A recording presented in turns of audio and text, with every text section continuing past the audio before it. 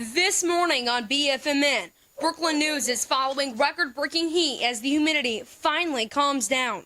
In order modifying Hunter Biden's maternity-related case in Arkansas, I'll break it down in just moments. And Project Connect NEA on hold as Jonesboro is not selected for a grant needed to complete the project.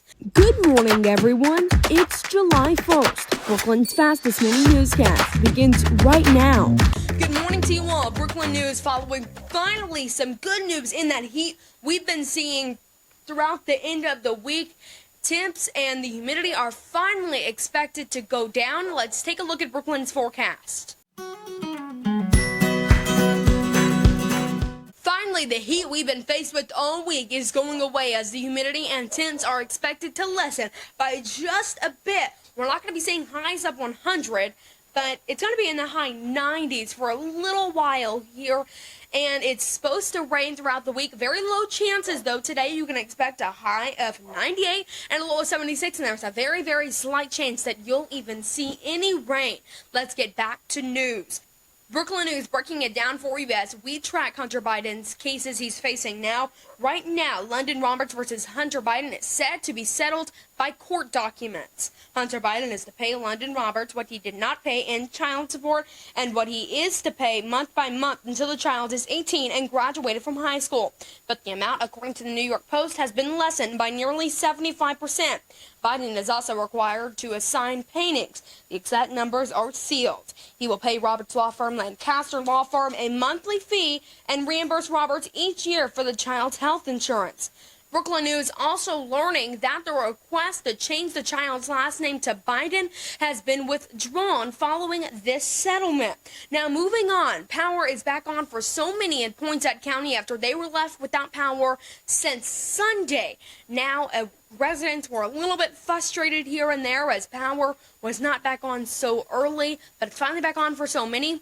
We're going to continue in the newscast. New imagery from parts of that submersible owned by OceanGate has come in as they have retracted some of those pieces that they found in the deep sea. And now we're getting a first look. Images taken by the Associated Press show exactly what you think it would look like an imploded submersible. One photo showing what looks to be the front cap and some of the key parts they mentioned in past press briefings.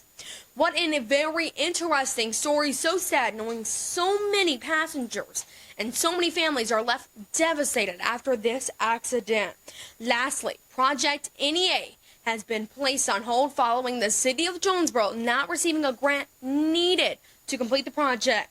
The city of Jonesboro did not receive a grant known as the RAISE grant that would be needed to complete the trails that would connect Parago to Jonesboro. Very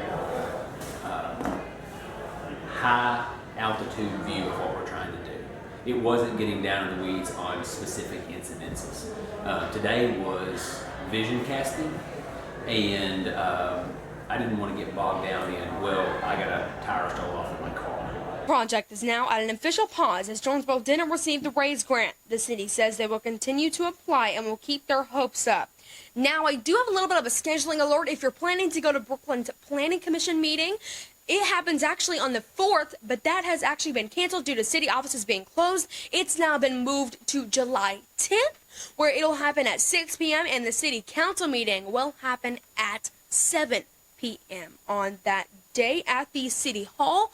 That's all I have for you on this Saturday morning. For the latest information on some of the stories you just heard and so much more, visit brooklandnews.wordpress.com. I'm Jackson Mitchell, and you're watching Brookland News.